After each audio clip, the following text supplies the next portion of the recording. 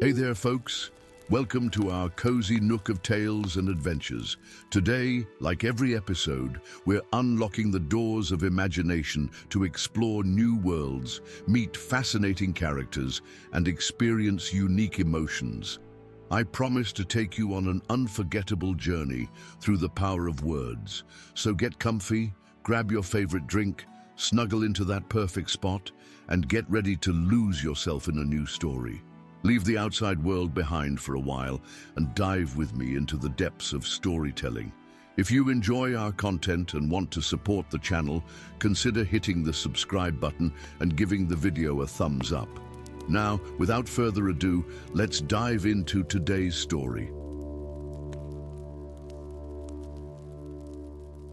The night the world nearly ended began with silence. In the ancient fortress of Vigil's Keep, perched on the edge of the great chasm that led to the depths of Moria, 7 crystalline lamps extinguished simultaneously. Each represented the life force of a guardian, the sacred order that had for a millennium maintained the mystical seal binding Vexthor, god of discord, in his prison beneath the earth. As the last lamp flickered, a gentle blue flame that had burned for 8 decades, a shadow moved through the chamber of vigil, gliding toward the sleeping form of an 8th, smaller lamp that glowed with uncertain amber light. The shadow paused, curved blade raised, then inexplicably it retreated, leaving behind only the scent of ash and sulfur. Aldrich woke with a gasp, his thin frame drenched in cold sweat. The dream had been so vivid, darkness, screaming, and beneath it all, a terrible laughter that seemed to reverberate from the stones themselves. At 18, the youngest apprentice to the Guardians of the Seal in 3 centuries, he was accustomed to nightmares. The proximity to Vexthor's prison tended to disturb the sleep of even the most disciplined minds. But this felt different, wrong. He fumbled for the simple iron pendant that marked him as an initiate, not yet worthy of the silver medallions worn by full guardians.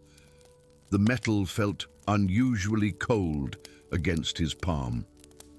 Frowning, he lit the stubby candle beside his narrow bed and made his way from the apprentice quarters toward the chamber of eternal vigil, where at least one guardian stood watch at all hours. The corridors of Vigil's Keep were unusually quiet. No chanting from the meditation chambers, no footsteps of the changing watch, only the distant sound of wind howling through the mountain passes disturbed the unnatural stillness. The massive oaken doors to the chamber stood partially open, another anomaly that sent a chill down Aldrich's spine. Protocol demanded they remain sealed at all times, opened only for the changing of the watch at dawn and dusk. With trembling hands, he pushed the door wider. The sight that greeted him would forever be seared into his memory. 7 bodies lay in a perfect circle around the sealstone, a massive disk of obsidian embedded in the floor, inscribed with runes that glowed with pulsing silver light. Master Thaddeus, Lorena the Wise, Sentinel Cain, Guardian Faramir, Protector Selene, Keeper Davos, and Elder Morvain, all dead, their silver guardian medallions shattered beside them. Most horrifying of all, they appeared to have died fighting one another, weapons still clutched in lifeless hands. At the center of the circle, the seal stone bore a hairline crack that had not been there the previous day. Aldrich fell to his knees, a scream trapped in his throat. He was alone, untrained, unworthy, and the only living soul standing between the world and a primordial god of chaos. 3 days later, Aldrich stood atop the eastern watchtower of Vigil's Keep, surveying the lands beyond with hollow eyes. Sleep had become impossible as whispers crept into his dreams, promising power, freedom, vengeance. If only he would shatter the weakening seal completely. Already, the consequences of that crack were manifesting. In the valley below, animals moved with unnatural coordination, their eyes glowing with malevolent intelligence. Flocks of birds formed impossible patterns against the dawn sky, spiraling in formations that hurt the mind to observe. Travelers reported spontaneous violence erupting in previously peaceful villages, friends and families turning on each other without warning or reason. Discord was seeping into the world like poison into a well. "You cannot maintain the seal alone, boy," said a voice behind him. Eldrick whirled, blade drawn, to face an elven woman standing in the shadows of the watchtower. She wore a cloak the color of autumn leaves, and her eyes held the weight of centuries. "Who are you?" he demanded. "How did you enter the keep?" "I am Ilara," she replied, making no move toward him. "Und last daughter of the Silver Mist, keeper of forgotten knowledge, and once, long ago, friend to the Guardians." "The elves abandoned the Guardians 4 centuries ago," Aldrich said, recalling his history lessons, "when the Council refused to share the secrets of the seal." A smile ghosted across her ageless face. "Is that what they taught you?" "How convenient for them." She moved to the edge of the tower, gazing down at the seal chamber visible through the great glass dome below. "The truth, young Guardian, is that we left when your order began using blood rituals to strengthen the seal. Blood from Vexthor's own descendants." Aldrich lowered his blade slowly. "That's impossible. Vexthor is a god, not a mortal being." "All gods were something else before Ascension," Ilara said. "And all leave traces of themselves in the world, bloodlines, legacies." Her eyes fixed on him with unsettling intensity. "Why do you think only certain families could ever become guardians? Why do you think the final trials involve exposing initiates to fragments of Vexthor's essence? Only those who share some infinitesimal fraction of his nature can withstand proximity to the seal." The implication struck Aldrich like a physical blow. "You're saying the Guardians, that I have the blood of discord in your veins?" "Yes." She turned away from the view. "The very power that allows you to contain him also makes you vulnerable to his influence. It's why the Guardians have always worked in concert, balancing each other. Alone, you will eventually succumb." Aldrich's mind raced. If what she said was true, it would explain the impossible scene in the chamber, Guardians turning on one another as Vexthor's influence seeped through the weakening seal. "The seal must be renewed," he said finally. "But the ritual requires 7 full Guardians, and I am merely an apprentice. Even if I knew the full rites, there is another way," Ilara interrupted. "Older than your order. The Twilight Blade." The name stirred something in Aldrich's memory, a forbidden text he had glimpsed once in Master Thaddeus's chambers. A myth, a weapon that can sever the connection between realms. Not a myth, hidden in the deepest labyrinth of old Moria, guarded by its last king. The dwarf kingdoms of Moria fell centuries ago. Ilara's smile held no humor. The kingdom fell.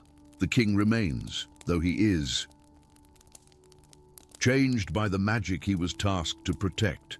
The blade can repair the seal, but reaching it will require passing through lands corrupted by discord, facing creatures born of chaos, and confronting a guardian twisted by centuries of isolation. Aldrich looked back at the crack in the glass dome covering the seal chamber. It had widened since yesterday. "I have no choice." "No," Ilara agreed. "You don't." The journey into the depths began at dawn the following day. They descended through ancient tunnels beneath Vigil's keep that connected to the upper levels of Moria, a vast underground realm that had once been the pride of dwarven civilization before disaster struck. Now, its grand halls and intricate tunnels served as home to things warped by proximity to divine discord. Ilara moved with the silent grace of her kind, her knowledge of forgotten pathways guiding them past the worst dangers. Still, Aldrich witnessed horrors that would haunt him forever. Colonies of blind cave dwellers whose flesh flowed like wax into new forms as they approached. massive crystal formations that sang with voices stolen from travelers they had absorbed, shadows that moved independently of any light source, reaching with tendrils of absolute darkness. How much of this was caused by the crack in the seal? Aldrich asked, as they paused in a relatively safe chamber to rest. Some, not all. Ilara's gaze was distant. Vexthor's prison has leaked small amounts of discord for centuries.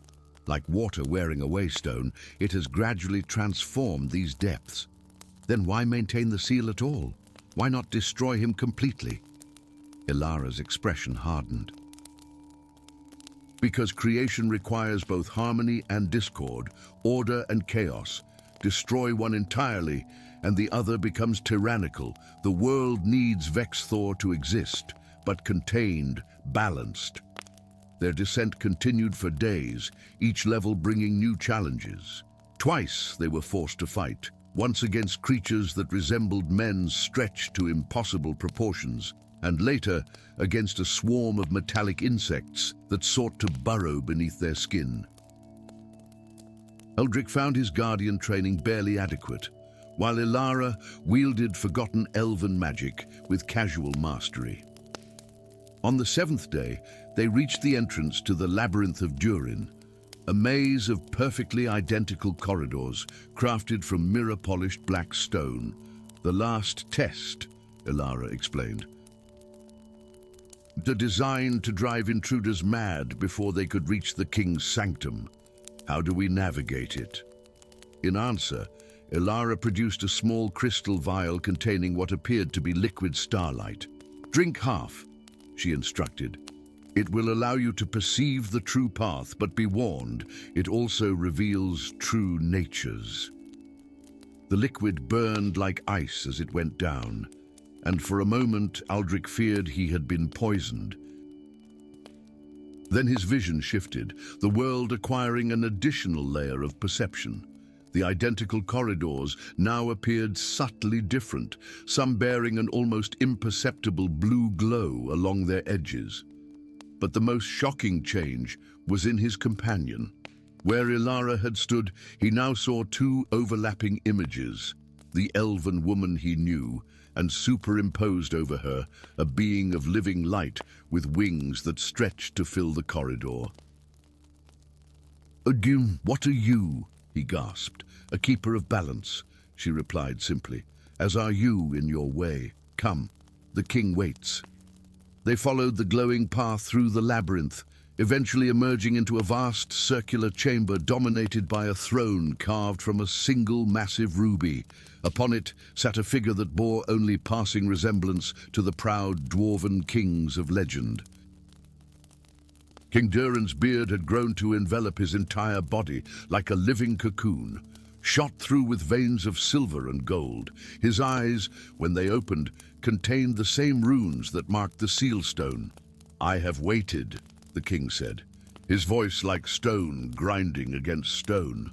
The seal weakens. The blade thirsts. Mounted on the wall behind the throne hung the twilight blade, a sword of impossible darkness that seemed to bend light around it, its edges difficult for the mind to fix upon. I seek the blade to repair the seal, Aldrich said, stepping forward. All seekers must be tested. The king rose, his movements jerky and unnatural. The blade requires sacrifice. Blood of the bound god, to bind the god anew. Without warning, stone hands erupted from the floor, grasping at Aldrich's ankles. The king moved with sudden, terrifying speed, ancient armor materializing around his twisted form as he drew a runed battle axe that glowed within a fire. What followed was a battle unlike any in Aldrich's training. The king possessed strength beyond mortal means, each blow of his axe leaving molten stone in its wake. Only Aldrich's newfound perception of true paths allowed him to anticipate the attacks, sliding between them with increasing confidence as he realized his blood, the very connection to Vexthor that Ilara had revealed, gave him insight into the chaotic patterns of combat. Ilara stood aside, her expression sorrowful. "This is your test alone," she said when Aldrich called for aid. "The blade must recognize its master." Near exhaustion, bleeding from a dozen minor wounds, Aldrich finally saw his opening.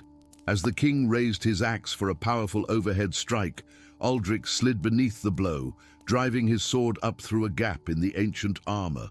The king froze, then slowly crumbled to dust, leaving only his crown behind. "Well done," Ilara whispered. "To now claim your birthright." The twilight blade seemed to pulse as Aldrich approached, responding to his proximity. When his fingers closed around the hilt, knowledge flooded his mind. The true nature of the seal, the blood ritual that would renew it, and most terrifying of all, his own direct lineage from Vexthor himself. Not a distant relation like the other guardians, but a direct descendant, only 7 generations removed. "Duck, you knew," he accused Ilara, the blade thrumming with power in his grasp. "I suspected," she corrected. "The blade confirms it. You are not merely a guardian, Aldrich.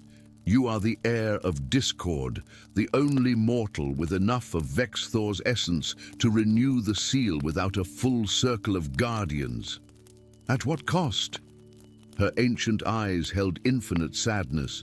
"Power always demands sacrifice. The blade will use your connection to find the god's heart. You must drive it through both the seal and your own heart simultaneously. Your blood will renew the bindings." "I'll die," Aldrich said flatly. "Perhaps, or perhaps your heritage will protect you, though you may be changed." 3 days later, Aldrich stood before the cracked seal stone in Vigil's Keep.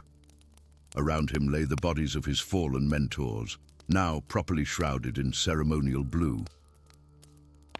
The crack had widened alarmingly in his absence, and throughout the realm, chaos spread like wildfire, rivers flowing uphill, children born with prophetic tongues, armies turning to salt upon the battlefield. Ilara watched from the shadows as Aldrich raised the twilight blade, its impossible edge catching no light. "If I fall," he said quietly, "find another apprentice." "The seal must always have a guardian. The world will remember your sacrifice," she promised. Aldrich positioned the blade's tip against the center of the crack, its point aligned with his own heart. He felt Vexthor's presence surging upward through the crack, drawn by the connection in his blood, eager for freedom after a millennium of imprisonment. "I am Aldrich, last guardian of the seal, blood of your blood," he whispered to the presence below. "I bind you with the power you yourself bestowed upon your lineage." With a single thrust, he drove the blade through the stone and into his own chest. Pain beyond imagining engulfed him as his blood, bright with inherited divinity, flowed down the blade into the crack. The seal stone drank it eagerly, the silver runes flaring to blinding brilliance as the crack sealed itself from within. Through the agony, Aldrich felt Vexthor's rage, then surprisingly, a moment of recognition, of acknowledgement from creator to creation, then darkness. Aldrich opened his eyes to find himself still in the chamber of eternal vigil, though something was different. The pain in his chest had faded to a dull ache, and the twilight blade now hung at his side, seemingly bonded to him. Most shocking of all, his once brown eyes now glowed with the same silver light as the runes on the renewed seal stone. Ilara knelt beside him, her expression unreadable. "It is done. The seal will hold for another 1,000 years." "I survived," Aldrich said wonderingly, "after a fashion." She helped him to his feet. "The blade recognized your bloodline. Instead of taking your life, it transformed you. You are now bound to the seal as it is bound to Vexthor, immortal, unchanging, the eternal guardian." Aldrich looked down at his hands, now faintly traced with silver lines like the runes on the seal. "And the discord in my blood, balanced for now, by your sacrifice and choice, but it will always be there, tempting you as it tempted those who came before. Ilara rose gracefully. I will remain, if you wish, to help you establish a new order of guardians, to teach you what it means to live beyond a mortal span. Beyond the walls of Vigil's Keep, the world was already beginning to settle. The unnatural storms dissipated, the strange afflictions receded, harmony gradually reasserting itself over chaos. Yet Aldrich now understood what Ilara had meant. Both were necessary in their proper measure. We'll need to find new apprentices, he said finally.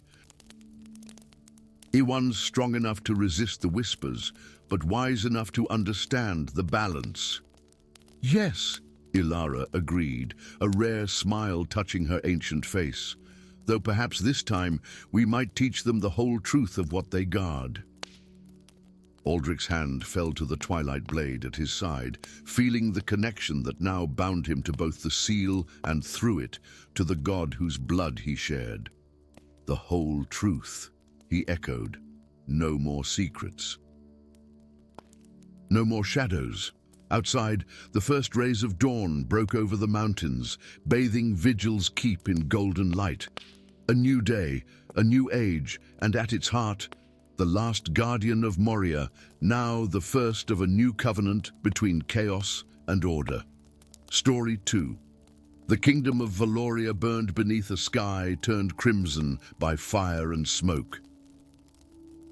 From her vantage point high on Sentinel Ridge, Princess Lyrian watched as the ancient spires of her family's castle, towers that had stood proud for 1,000 years, crumbled into dust and ember. Above the devastation wheeled Karaloth, the great dragon whose scales gleamed like obsidian bathed in blood, his massive wings creating gales that fanned the inferno below. 3 days prior, he had appeared without warning from beyond the Shadow Mist Mountains, ending centuries of peace with fire and fury.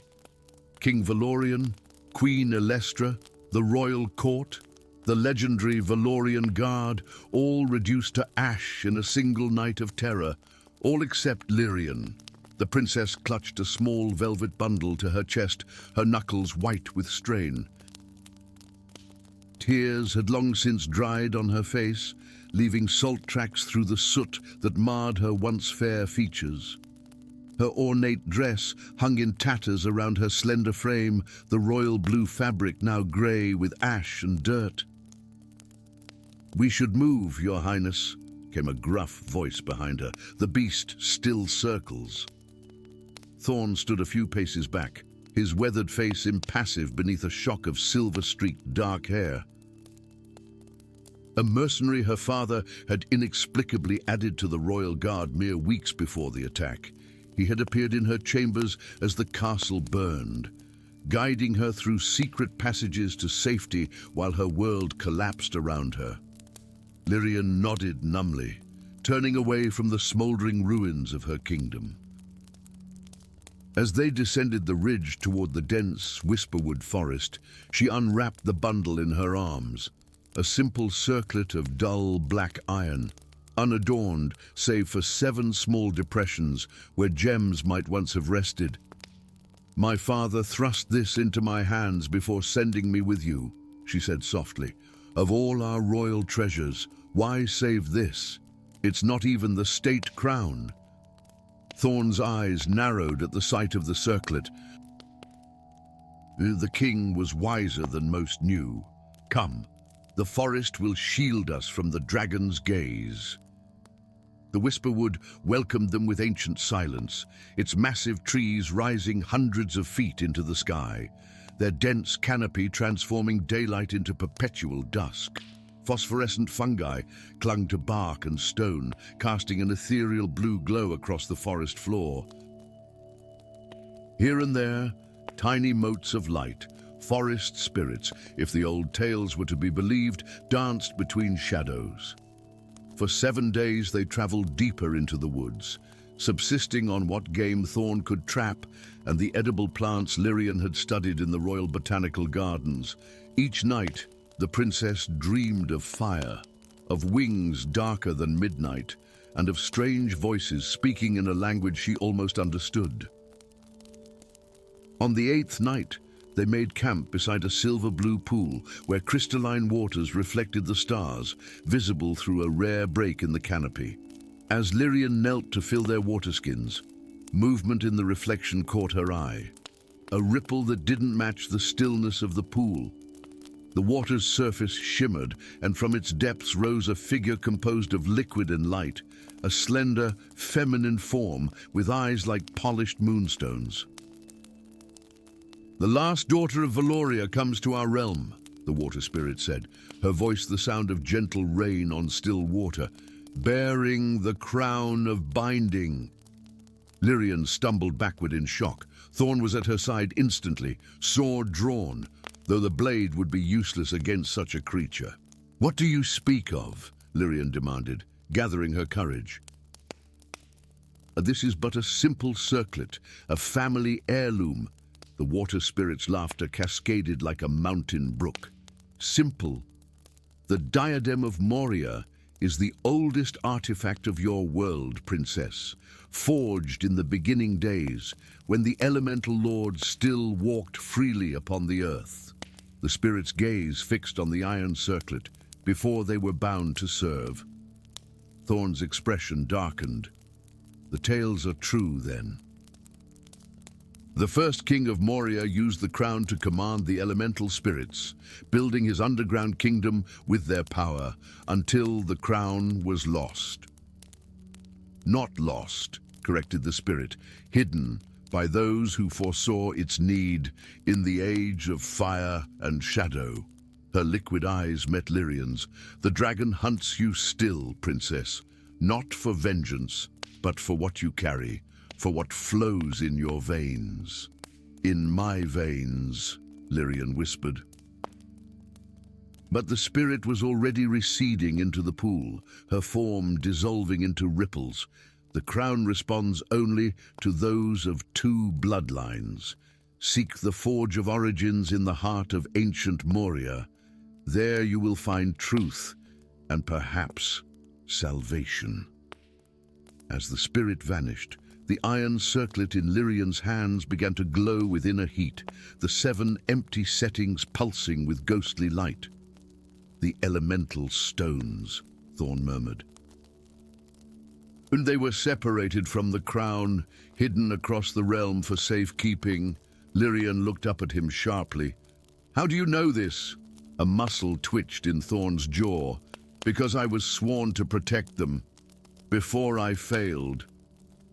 The mercenaries' tale unfolded as they continued their journey, now directed toward the legendary ruins of Moria, the underground kingdom said to lie beneath the Ironheart Mountains to the east. Thorn was no common sellsword, but the last of the king's blades, an ancient order sworn to protect the secrets of the diadem. For centuries they had guarded the 7 elemental stones, keeping them separate from the crown itself to prevent any from wielding its full power. "The stones command the elements," he explained as they picked their way through a series of steep ravines. "Earth, air, fire, water, light, shadow, and spirit. Together, they allow the wearer to bind elemental beings to their will." "Why would Karaloth want such power?" Lyrian asked. "He's already the most destructive force our land has seen in generations." Thorn's expression grew troubled. "Dragons are creatures of primal magic, but even they have limits. The stories say that in ancient times, dragonkind ruled this world until the elementals rose against them.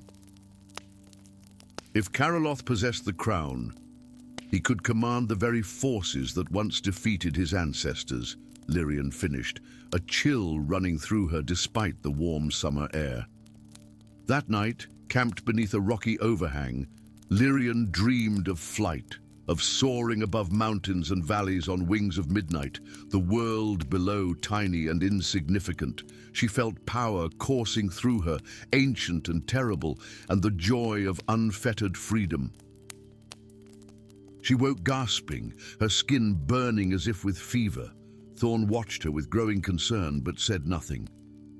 3 days later, they encountered the first of the shadow hunters, twisted creatures with elongated limbs and eyes that glowed with sulphurous light. They moved like quicksilver through the twilight forest, tracking the princess with unnatural persistence. "Karaloth's servants!" Thorn growled as they fled from their third skirmish in as many days. He can sense the crown's awakening. Indeed, the diadem now pulsed continuously with ghostly illumination, responding to Lyrian's touch in ways it hadn't before. Sometimes, when her fingers brushed the empty settings, she felt fleeting connections to the world around her.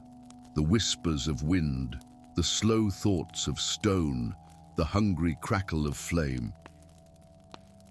During a rare moment of rest, Lyrian studied her reflection in a forest stream. Subtle changes had begun to manifest in her appearance. Her once blue eyes now held flecks of amber, and her skin seemed to shimmer faintly in certain light, as if dusted with the finest gold. "What's happening to me?" she whispered. "The bond with the crown grows stronger," Thorn replied, his voice heavy with an emotion Lyrian couldn't identify, and with it, other. "Affinities awaken. Tell me the truth," she demanded. "What aren't you saying?" Thorn's weathered face seemed to age another decade before her eyes. "The water spirit was right. The crown responds to two bloodlines, the line of Moria's kings and the blood of dragons. The world seemed to still around Lyrian. That's impossible." "I am the daughter of Valorian, descendant of 100 human kings. On your father's side, yes," Thorn couldn't meet her eyes. "But your mother, Queen Alestra, came from the Eastern Territories, her lineage obscure. The King's Blade suspected, but we had no proof until you were born with eyes the color of the summer sky, a shade seen only in those with the blood of the ancient Drake Azurfax. My mother was part dragon." The words felt absurd on Lyrian's tongue. "Many generations removed, but yes, dragonkind has mixed their blood with humans before, creating bloodlines with special properties. Your father sought to unite the two bloodlines that could command the diadem, hoping to create a ruler who could restore the crown's power for the good of the realm." Lyrian's mind reeled with implications. "And Karaloth somehow knew this. Dragons can sense their kin," Thorn confirmed grimly, "and they guard their bloodlines jealously. He came not just to destroy a human kingdom, but to eliminate what he sees as a corruption of dragon heritage, or to claim you and the crown for his own purposes." The entrance to ancient Moria lay hidden behind a waterfall in the deepest valley of the Ironheart Range. Stone doors, twice the height of a man, carved with runes that glowed with the same light as the diadem, swung open at Lyrian's approach. Inside, vast halls stretched beyond the reach of torchlight, their walls inlaid with veins of precious metals and gems that caught and reflected their meager illumination. Pillars, carved to resemble ancient trees, supported ceilings lost in darkness. The air smelled of stone, metal, and something older, the lingering scent of power long dormant. At the heart of the mountain kingdom, they found the Forge of Origins, a circular chamber dominated by a pit of eternal flame that burned blue-white with magical intensity. Suspended above the flame hung an anvil of dark metal, and upon it rested a single, perfect gem that shifted through all colors as they watched. "The prime stone," Thorn breathed. The template from which the 7 elemental stones were crafted. As Lyrian approached, the diadem in her hands pulsed in rhythm with the floating gem, their energies calling to each other across the chamber. The prime stone rose from the anvil, hovering before her at eye level. Within its shifting depths, visions formed, the creation of the diadem, the binding of the elemental lords, the rise and fall of Moria, and the first mixing of dragon and human blood. Lastly came images of Karaloth, his wings spread over a world consumed by chaotic fire. Elemental forces lashing out in rebellion against all living things as the natural order collapsed.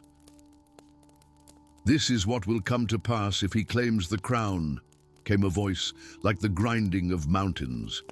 The chamber darkened as a figure materialized beside the forge, a being of living stone and molten core, the elemental lord of earth. "Unless another with the right to rule takes up the mantle first." "I don't want power," Lyrian protested. "And I just want to stop Karaloth and protect what's left of my kingdom." "The two are inseparable now," rumbled the elemental. "The dragon approaches even as we speak. He has tracked you through the connection in your blood." As if summoned by the words, a distant roar echoed through the halls of Moria, followed by the sound of stone cracking under immense force. "Princess," Thorn said urgently, "the prophecy the water spirit hinted at. It said that one of two bloodlines would arise when fire threatened to consume the world. This chosen one would either save humanity by embracing their elemental heritage, or destroy it by yielding to their draconic nature," finished the Earth Lord. "The choice stands before you, daughter of two legacies." The diadem pulsed more intensely in Lyrian's hands as the prime stone descended, settling into the central setting of the crown.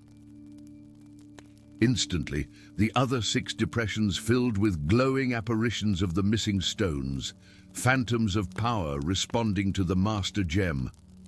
"Place the crown upon your brow," the elemental intoned, "but know that to fully command its power against one such as Karaloth will require sacrifice. The human and dragon natures war within you. One must ultimately yield to the other." Another roar, closer now.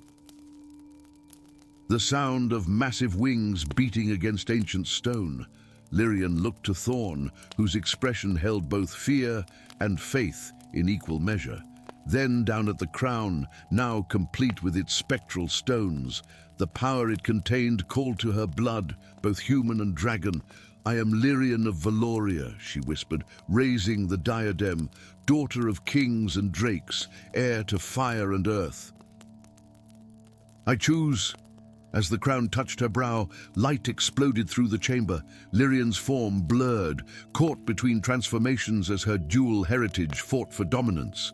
The elemental energies of the crown surged through her veins, offering power beyond mortal comprehension. If only she would surrender her humanity to fully embrace her draconic blood. In that moment of choice, as Karaloth's massive shadow darkened the entrance to the forged chamber, Lyrian saw with perfect clarity what the prophecy truly meant. Not the surrender of one nature to the other, but their perfect union. She stepped forward, her body shimmering with power, eyes now glowing with inner fire, as wings of light and shadow unfurled from her shoulders.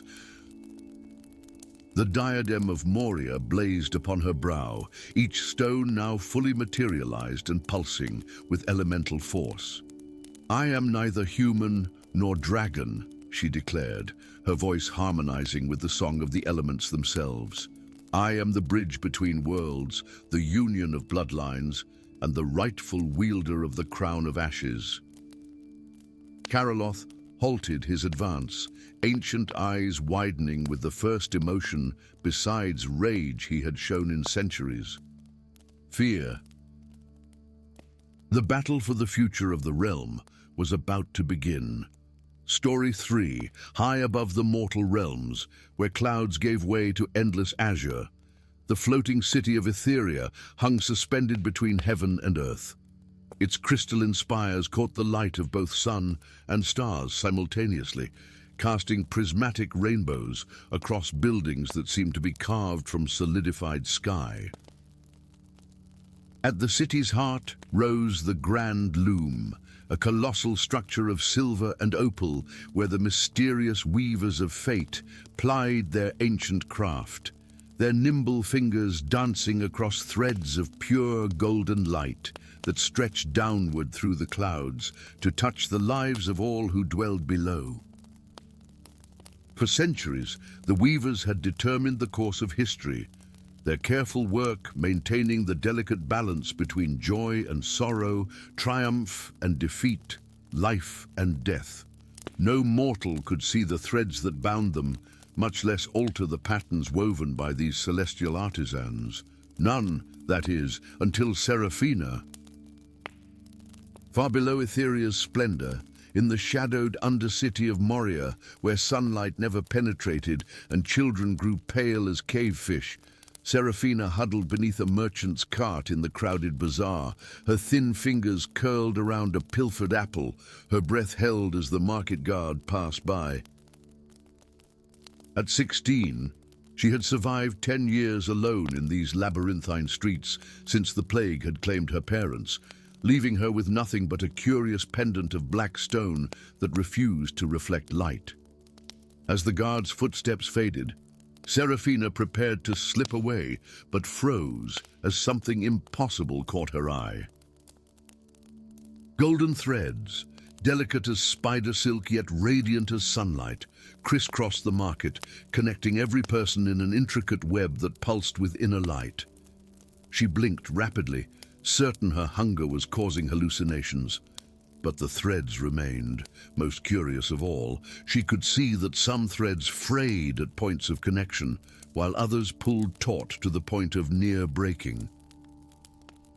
Without thinking, Seraphina reached out to touch a particularly strained thread, connecting an elderly flower seller to a young nobleman.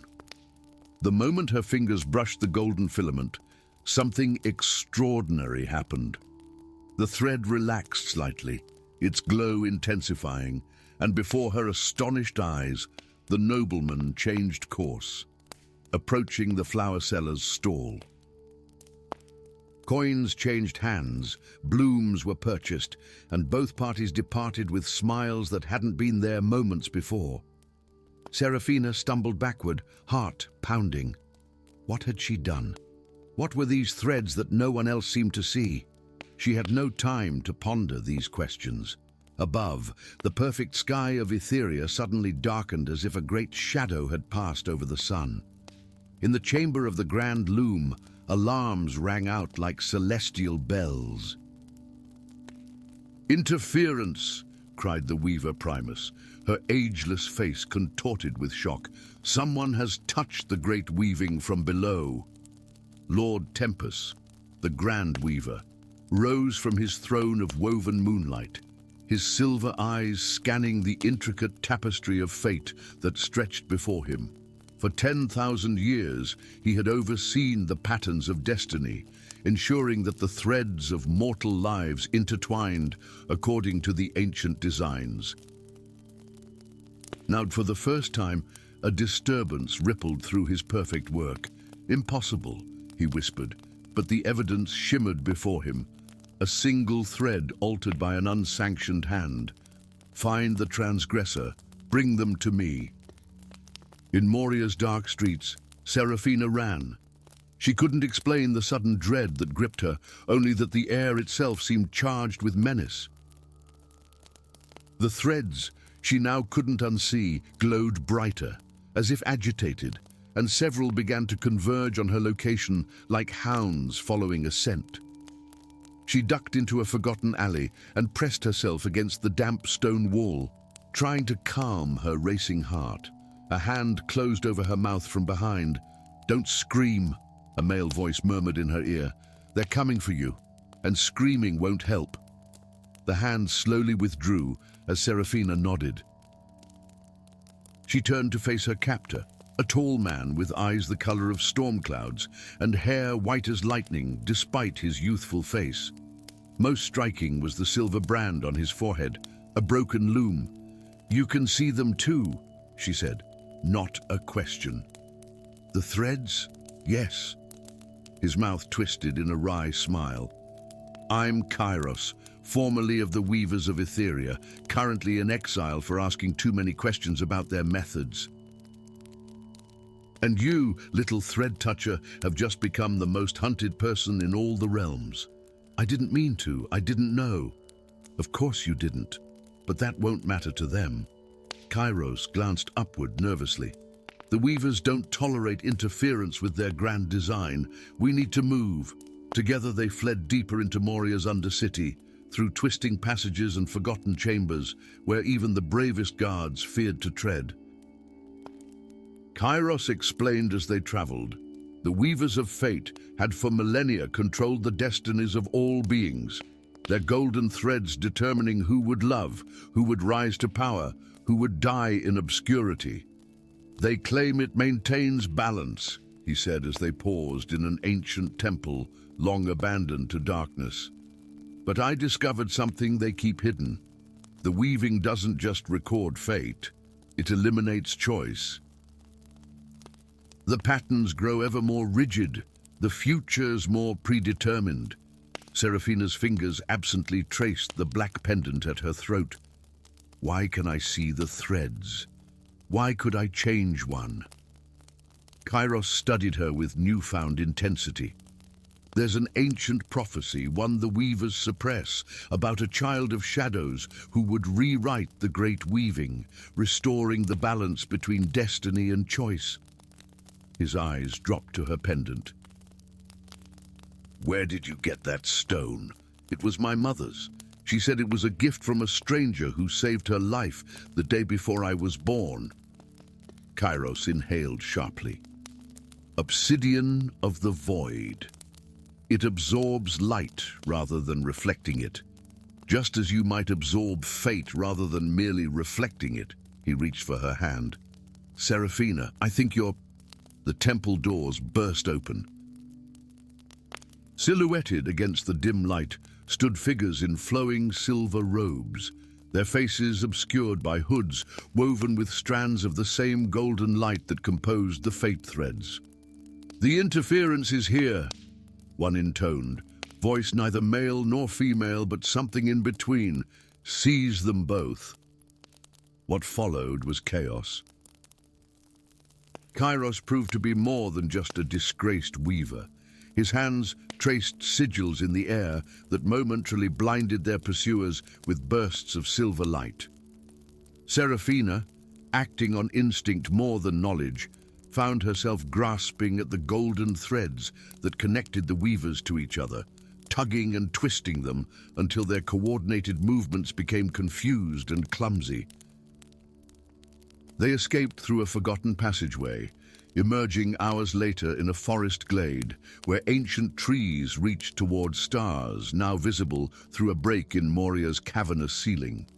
Here, far from the city's heart, Kairos built a small fire and tended to the cut on Seraphina's arm, a souvenir from their narrow escape. You manipulated their threads, he said quietly. I've never seen anything like it. Even I, trained in the arts of Etheria, cannot touch the weaving directly as you did. Seraphina stared into the flames.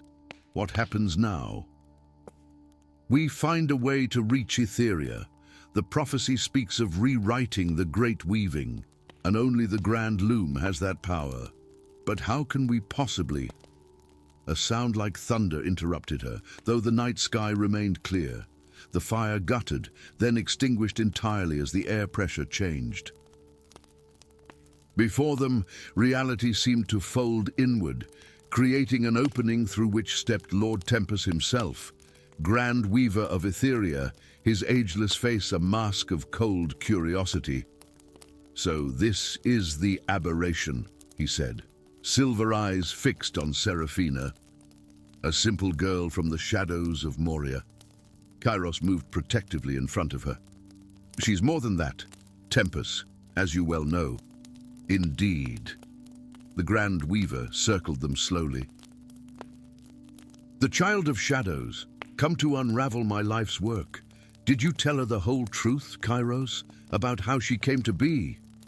Seraphina looked between them, confusion evident. What does he mean? Tempest smiled, though no warmth reached his eyes. You were created, child, not born. Woven into existence by my own hands, a living tool designed for a singular purpose, to destroy the weaving itself when the time came. That's not possible, Seraphina whispered. All things are possible in the grand loom. I foresaw centuries ago that the weaving would eventually become too perfect, too rigid, that without some measure of chaos, of true choice, the realms would stagnate and die. So I created you, my ultimate contingency. He extended a hand toward her. Come with me now to Etheria. Fulfill your purpose.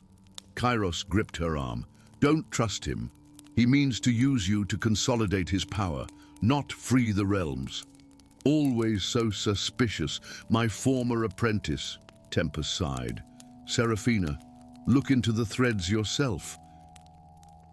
See the truth of my words. And suddenly she could, not just the individual golden strands connecting person to person, but the entire vast tapestry of the weaving stretching across time and space. She saw her own creation, a deliberate flaw woven into the perfect pattern. She saw, too, the growing rigidity of the design, the loss of possibility as the weaver's control tightened across generations. But she also saw something neither man had told her, a third path, neither preserving the weaving nor destroying it completely.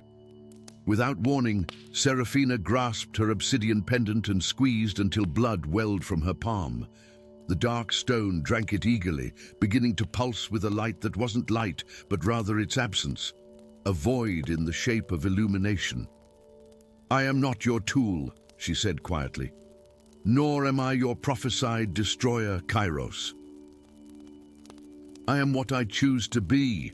The pendant shattered in her grip, its fragments becoming a swarm of shadow motes that spiraled upward through the opening Tempest had created.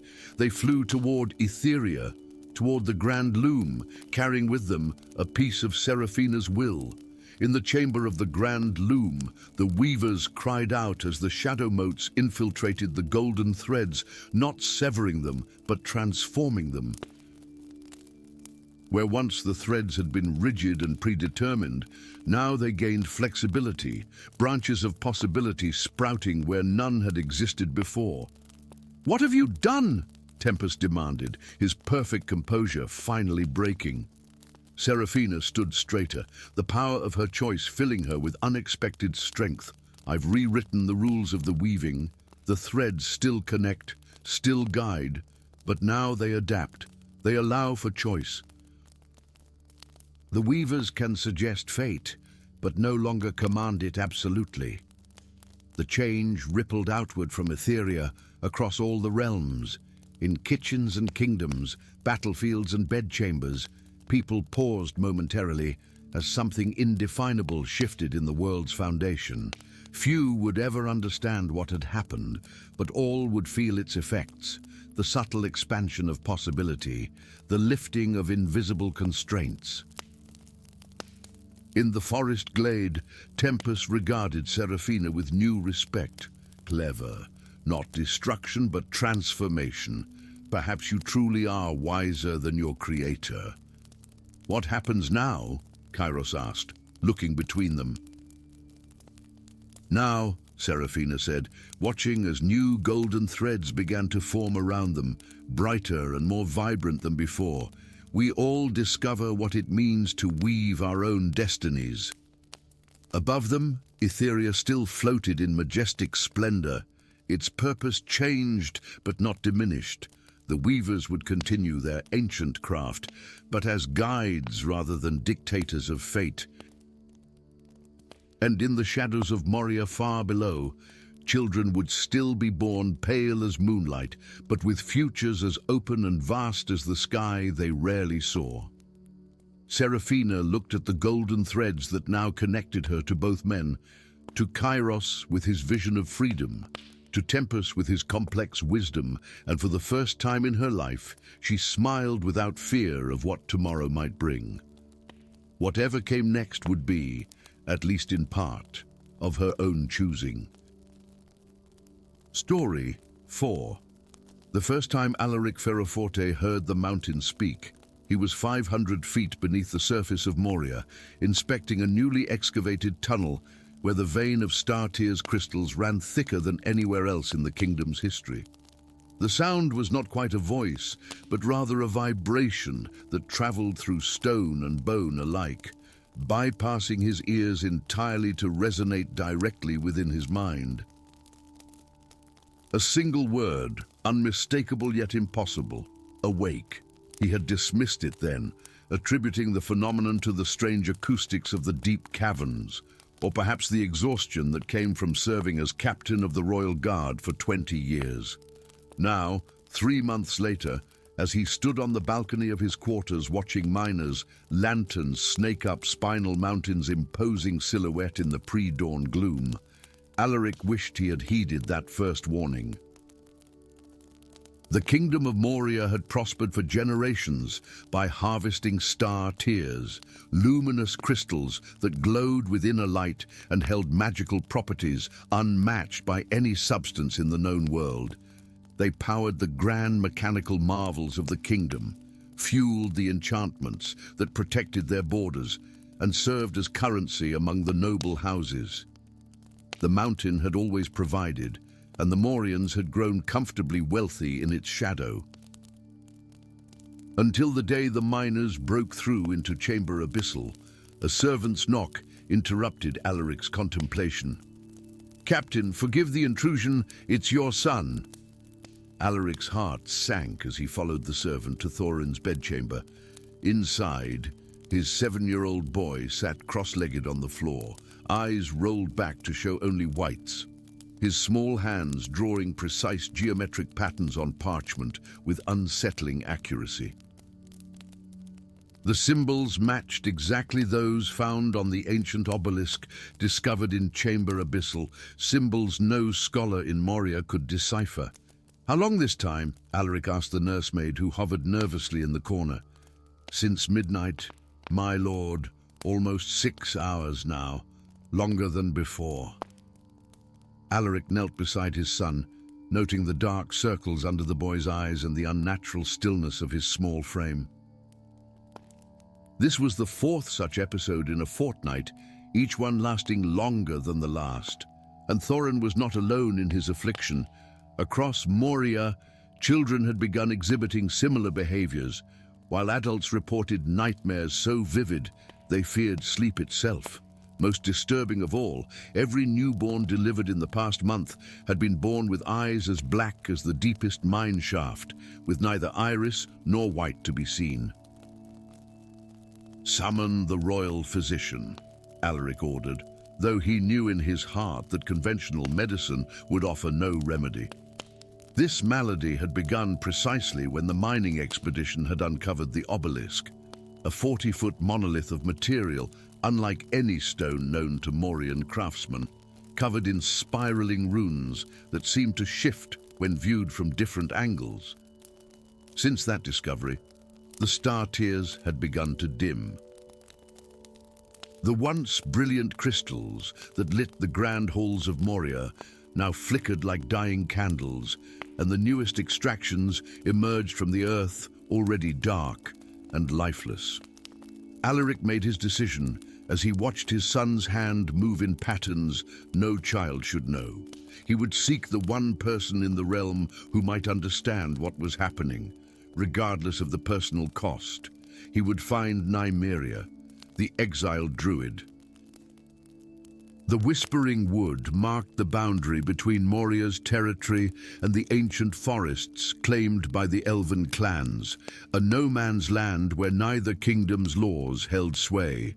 Alaric traveled alone, having told the king he was investigating reports of crystal smuggling along the border. The less His Majesty knew of this desperate gambit, the better. 3 days of searching led him to a clearing where a modest cottage stood, its walls seeming to grow directly from the living trees that encircled it. Before Alaric could announce himself, a voice like autumn leaves rustling in the wind addressed him from behind. The captain of Moria's guard stands far from his stone halls. Has your mountain finally begun to protest its centuries of torment? Alaric turned slowly, hand deliberately away from his sword. The woman before him appeared young, though her eyes held the wisdom of ages. Her copper hair was adorned with feathers and small bones, and her skin bore intricate tattoos that seemed to shimmer and move in the dappled forest light.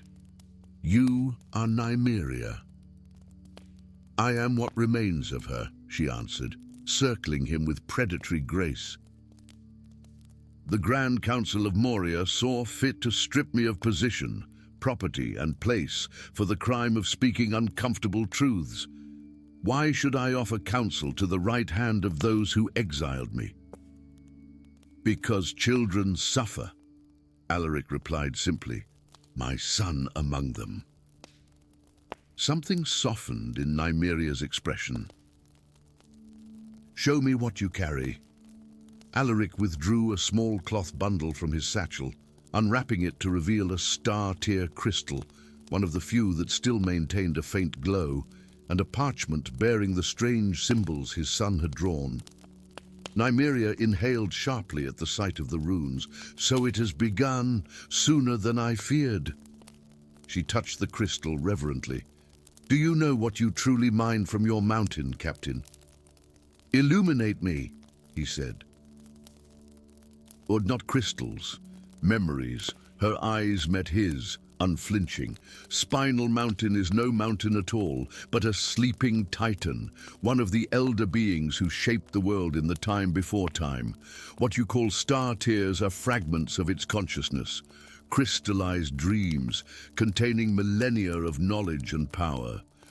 For generations, your people have been harvesting pieces of a slumbering god's mind. Alaric's world tilted on its axis. Well, that's impossible. Is it? Nymeria challenged. Have you not felt the mountain's awareness growing? The whispers in dreams, the children speaking in tongues? These are echoes of the Titan's confusion as it stirs toward wakefulness, a wakefulness hastened by your discovery of its heart chamber and the obelisk of binding. The obelisk, Alaric began. A tether, Nymeria explained, created by the elven ancients to maintain the Titan's slumber. By breaching the chamber, your miners have damaged the binding spells. Now the Titan calls out, trying to reconnect with the pieces of itself that have been scattered. Your son and the other children, they are most susceptible to its call. Alaric's mind raced with the implications. If what you say is true, what happens when this Titan fully awakens? Nymeria's expression grew grave.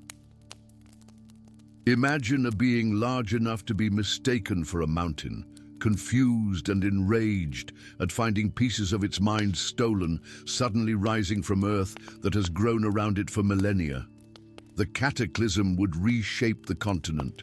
Moria would be the first to fall, but not the last. There must be a way to prevent this, Alaric insisted, thinking of Thorin's small face. There is one possibility, Nymeria said carefully.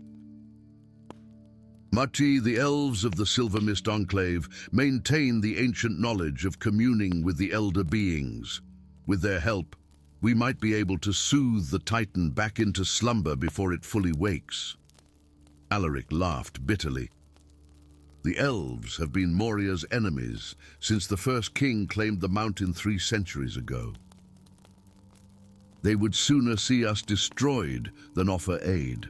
Perhaps, Nymeria conceded, but they are also sworn guardians of the world's balance. They may help to prevent a catastrophe that would engulf their forests as well. But it would require something unprecedented, a Morian of high standing humbling himself before the Elven Council, offering reparations for the damage done. You mean me? Alaric realized. Who better? You have something more precious than pride at stake. Her eyes softened. Your son's mind will not withstand many more of the Titan's attempts to communicate. Already, the children of Moria serve as unwitting conduits for its awakening consciousness.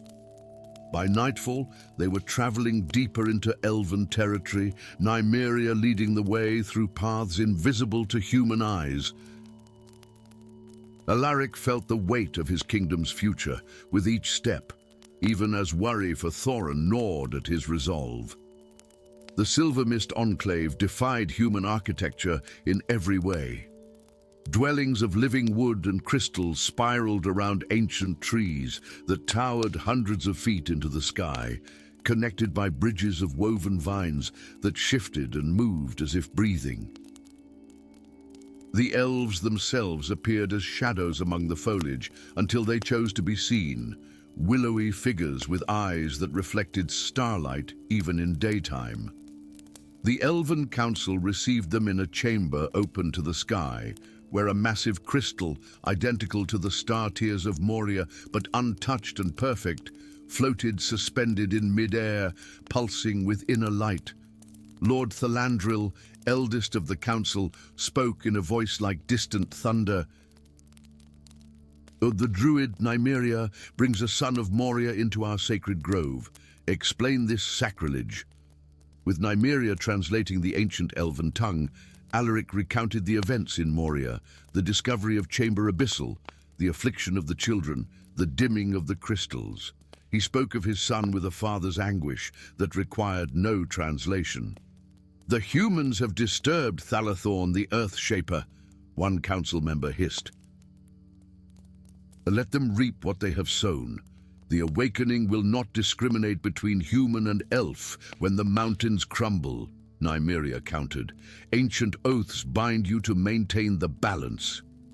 A tense silence followed, broken when Alaric did something no captain of Moria's guard had ever done. He knelt before the elven lords, head bowed. My people acted in ignorance, not malice, he said. I offer myself as surety for Moria's pledge. Help us restore the Titan to slumber, and we will return the star tears to the mountain, establish new boundaries for mining, and honor the old ways you sought to protect. Thalandril's ancient eyes studied Alaric for what seemed an eternity before he nodded once. The human speaks with a true heart. We will help, not for Moria's sake, but for the balance of all things. The ritual took place at the summit of Spinal Mountain 3 nights later. Elven song mages formed a circle around the entrance to Chamber Abyssal, their voices weaving harmonies that made the air itself shimmer. At the center stood Alaric, his son Thorin held in his arms, and Nymeria, channeling the ancient words of power that would bind the ritual. The plan was perilous in its simplicity. The elves would use their magic to temporarily strengthen the fraying bonds of the obelisk, while Nymeria would establish a clear channel of communication through Thorin, the child whose mind was most strongly connected to the Titan. Through this link, Alaric would offer the Titan a covenant, peace, and the return of its stolen memories in exchange for continued slumber. As the elven song reached its crescendo, Thorin's eyes flew open, entirely black, yet somehow aware. When he spoke, the voice that emerged was ancient and multitudinous, reverberating through the mountain itself. Why have you stolen my dreams, little ones? Fighting terror, Alaric answered as Nymeria had instructed him. Great one, we did not know. We thought them merely crystals. We offer to return what was taken and protect what remains. A tremor ran through the mountain, violent enough to dislodge boulders. For a terrifying moment, Alaric thought they had failed, that the Titan would rise regardless of their efforts. Then Thorin's small hand reached up to touch his father's face, and the voice softened. The small one's love for you echoes my own memories of creation.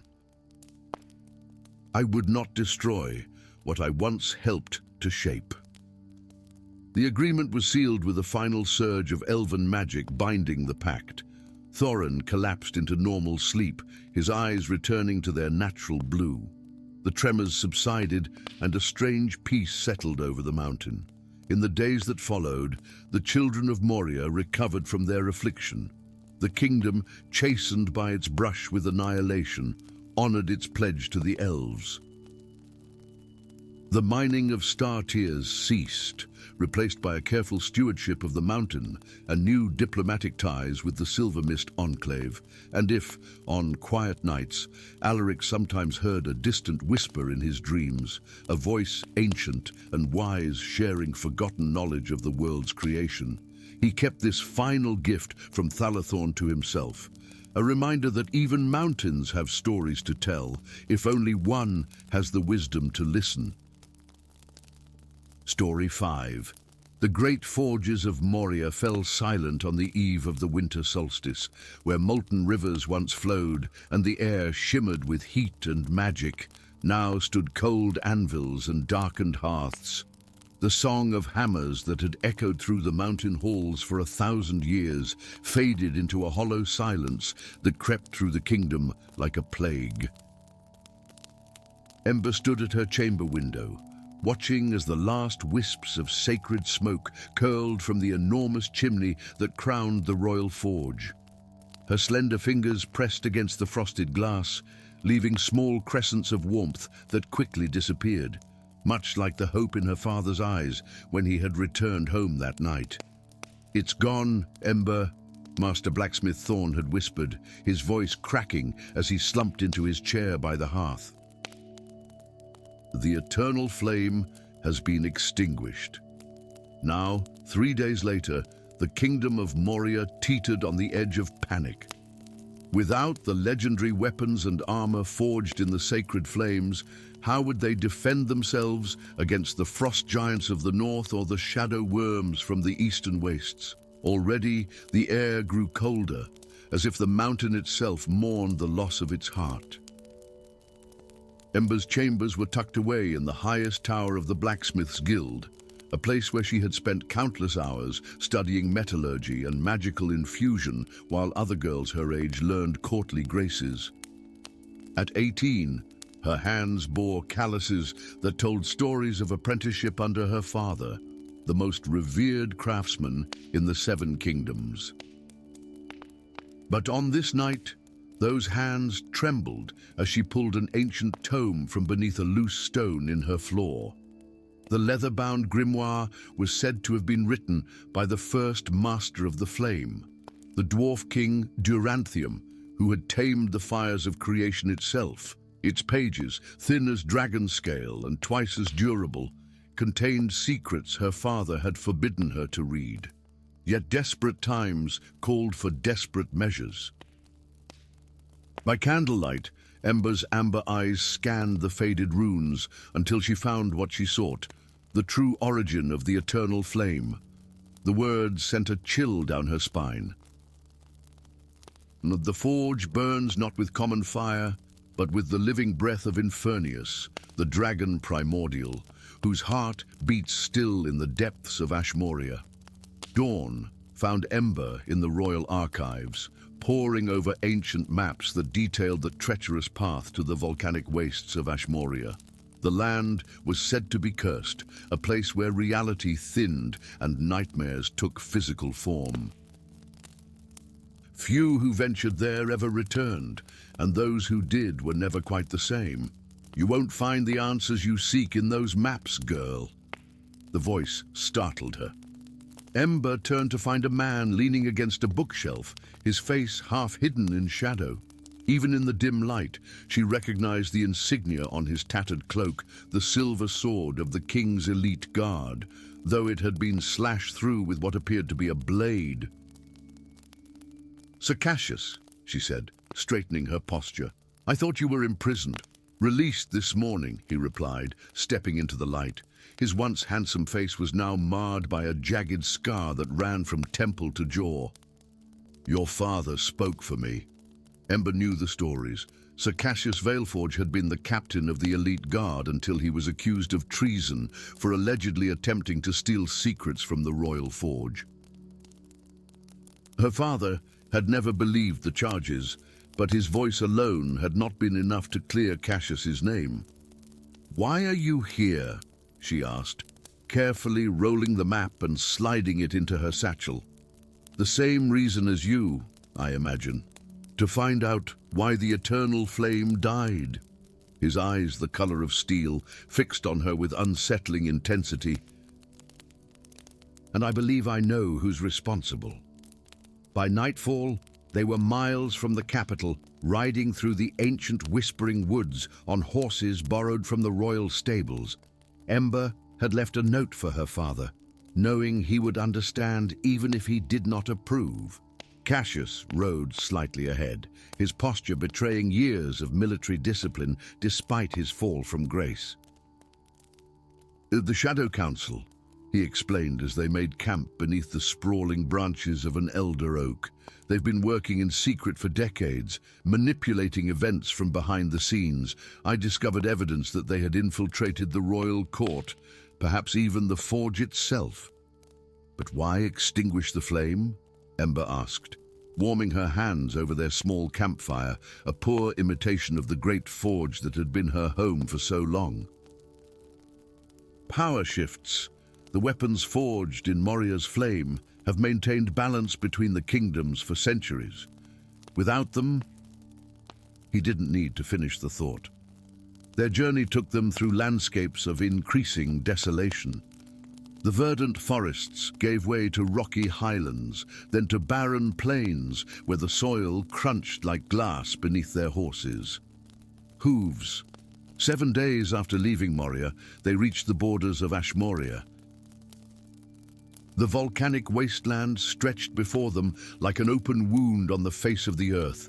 Geysers of sulphurous steam erupted at random intervals, and rivers of molten rock carved paths through fields of obsidian.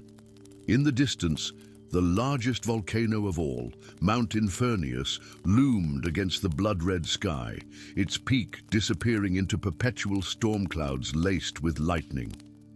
"We need to reach the caldera," Ember said, consulting the grimoire. "According to this, the heart of Infernius rests in a chamber beneath the mountain's peak." Cassius nodded grimly. "And we're not the only ones seeking it. Look." He pointed to a thin line of torches winding up the mountain's slope. "The Shadow Council is already here." They abandoned their horses at the base of the mountain, continuing on foot along treacherous paths that seemed to shift and change with each step. More than once, Ember nearly plunged to her death only to be caught by Cassius's quick reflexes. The air grew thinner and hotter as they ascended, filled with ash that coated their lungs and made each breath a labor. Near the summit, they encountered the first of the Shadow Council's guardians, twisted creatures that seemed part man and part shadow, wielding curved blades that drank light. Cassius fought with the skill of a man who had once commanded armies, his sword a blur of silver in the dim light. But even his prowess could not overcome the sheer number of foes. Cornered on a narrow ledge, Ember did something desperate. She drew her dagger and sliced her palm, letting her blood drip onto the volcanic rock. To her astonishment, the droplets ignited with blue flame that spread outward in a circle, forcing their attackers to retreat with inhuman shrieks. "How did you..." Cassius began, his eyes wide with wonder. Ember stared at her hand in disbelief. "I don't know. The fire just, responded to me." They reached the caldera just as the Shadow Council completed their ritual. A dozen figures in obsidian robes stood around a pit in the center of the volcanic crater, chanting in an ancient tongue that made Ember's skin crawl. Suspended above the pit was a cage containing what appeared to be a small dragon, no larger than a hound, its scales the color of sunset. "The last of the fire dragons," Cassius whispered. "They're going to sacrifice it to awaken Infernius." Ember felt something stir within her, a connection to the captive creature that transcended understanding. Without thinking, she stepped from their hiding place and called out in a voice that resonated with power she didn't know she possessed. "Stop!" The Shadow Council turned as one, their faces hidden behind featureless masks. Their leader stepped forward, pulling back his hood to reveal features that mirrored Ember's own. "Ah, niece, I wondered if you would join us." Lord Astor, her father's brother, smiled coldly. "You're just in time for the awakening." "Uncle?" Ember faltered, confusion clouding her thoughts. "What are you doing?" "Fulfilling our family's destiny." He gestured to the caged dragon, then to the pit. "And did you never wonder why our bloodline has always been keepers of the flame? It is because we alone can command the power of Infernius." With a wave of his hand, the cage opened, and the small dragon flew to Ember, circling her before perching on her shoulder. Its eyes, the same amber as her own, regarded her with ancient intelligence. "You see, the blood of the dragon tamers flows in your veins. Join us, Ember. Help us awaken the god dragon and reshape the world in fire." For a moment, Ember was tempted. The power sang in her blood, a siren call of destruction and rebirth. But then she thought of her father, of Moria, of the balance that had kept peace for generations. "No," she said, her voice steady. "The flame was never meant to destroy. It was a gift, a tool for creation." Rage twisted Astor's features. "And then you will burn with the old world." What followed was chaos. The Shadow Council attacked, their dark magic clashing with Cassius's blade and Ember's newfound power. The small dragon fought alongside them, its breath a concentrated jet of flame that turned shadows to ash. In the heat of battle, Ember found herself at the edge of the pit, looking down into depths that glowed with primordial fire. The heart of Infernius pulsed below, a massive crystalline ember the size of a carriage. Understanding dawned. The forge of Moria had never taken the heart itself, only a small fragment, a controlled piece of the dragon god's power. Taking more would risk awakening something that should remain dormant. With a clarity born of desperation, Ember knew what she had to do. She reached out to the baby dragon, communicating without words. Together, they dove into the pit, not to steal the heart, but to commune with it. The world dissolved into light and heat. Ember felt herself merge with the essence of fire itself, her consciousness expanding to touch the ancient mind of Infernius. Not a monster to be feared, but a force of nature that had gifted humanity with the spark of civilization. When she emerged from the pit, cradled in the suddenly enlarged form of the dragon, now the size of a warhorse, the Shadow Council lay defeated. Cassius stood among them, bloodied but triumphant, his eyes wide with awe at Ember's transformation. In her hands, Ember held a small crystal that pulsed with golden light, not stolen but freely given, a new eternal flame for the forges of Moria. "It's time to go home," she said, her voice harmonizing with the dragon's rumbling purr. "We have a kingdom to reforge." As they descended the mountain, Ember riding upon the dragon's back with Cassius following on foot, she knew that nothing would ever be the same. The blood of dragon tamers flowed in her veins, a legacy both wonderful and terrible. How she used that power would determine not just her fate, but the fate of all the 7 kingdoms. Behind them, Mount Infernius rumbled contentedly, returning to its slumber, and far below, the forges of Moria awaited the return of their flame, ready to sing once more with the song of creation. Story 6. The 7 stars of the dragon constellation blazed in the midnight sky above the divided lands of Moria, their ancient light cutting through the darkness like silver blades. For the first time in 1,000 years, the celestial bodies aligned in perfect harmony, their formation mirroring the arrangement of the 7 warring kingdoms below. In the hidden chambers of 7 palaces, 7 lords gazed upward, each knowing what the alignment heralded. The prophecy of Mithrandir was upon them. When the dragon's eyes ignite the night sky, the oracle shall awaken. In flesh and blood shall the vessel be born, bearing the map to salvation or doom upon their skin. The one who commands the oracle commands the fate of all Moria. In the neutral lands, far from the opulent capitals and battlefields of the kingdoms, 18-year-old Erin awoke with a gasp, her skin burning as if branded by invisible fire. Moonlight streamed through the window of the modest monastery where she had been raised by the order of the silent scribes. By its pale glow, she examined her arms, where intricate markings shimmered beneath her skin like liquid silver, markings that had not been there when she had fallen asleep. "It cannot be," whispered Brother Thaddeus, the eldest monk who had raised her since finding her as an infant on the monastery steps. His weathered face, normally composed in peaceful meditation, now creased with fear as he stood in her doorway. "The stars have aligned, you bear the mark." Before dawn painted the eastern sky, Erin fled the only home she had ever known, a small pack of provisions on her back, Brother Thaddeus's final words echoing in her mind, "Trust no one from the 7 kingdoms. Each would use you for their own ends." The forests of the neutral lands gave way to rolling hills as Erin traveled north, the markings on her skin spreading with each passing day, glowing faintly whenever she approached a crossroads.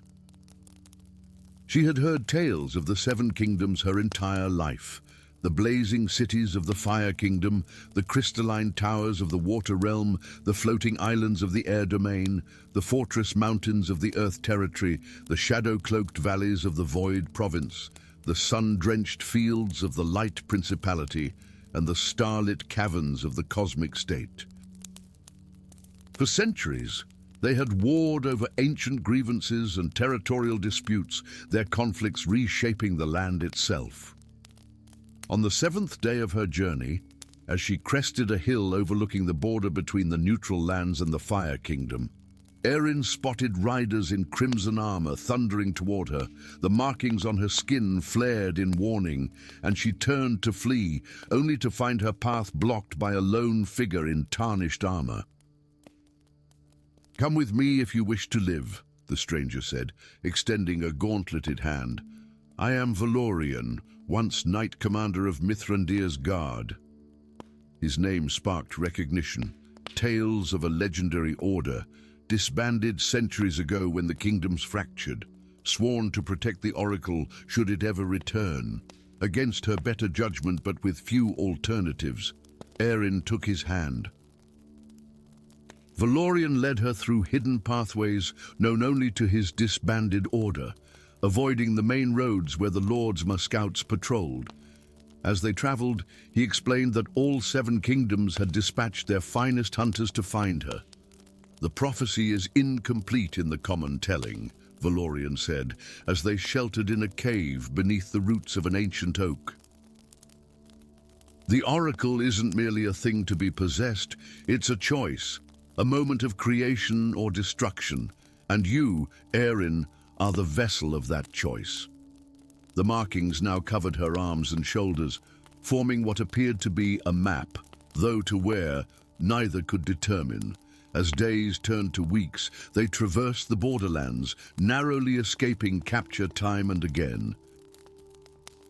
In a skirmish with Fire Kingdom scouts, they found an unlikely ally in Prince Kalos, youngest son of the Fire Lord, who had been sent to capture Erin, but found himself questioning his father's intentions after witnessing the raw power that emanated from her during moments of danger. "My father speaks of using the oracle to subjugate the other kingdoms," Kalos confessed as he joined their journey. But the ancient texts in our library speak of unity, not conquest." Their small band grew as they encountered others. Lyra, a water priestess whose dreams had led her to Erin's path. Terrace, an earth shaper whose village had been destroyed in the endless wars.